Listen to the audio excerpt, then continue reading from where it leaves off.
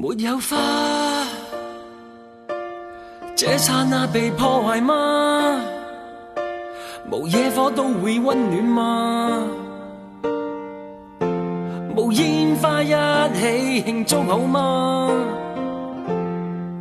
若愛戀仿似戲劇那樣假，如佈景一切都美化，連相擁都參照主角嗎？你說我未能定時，明明每天歡笑一次，我沒說出一句美麗台詞，是你心中一種缺陷定義，流進了眼角裏的刺。為何不浪漫亦是罪名？為何不轟烈是件壞事情？從來未察覺我每個動作沒有聲都有愛你的鐵證。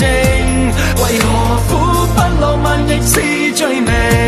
為何總等待着特別事情？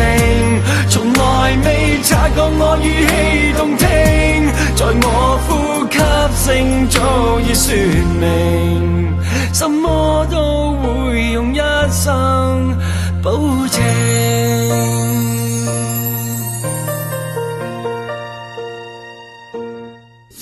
沒有花，這剎那被破壞嗎？無野火都會溫暖嗎？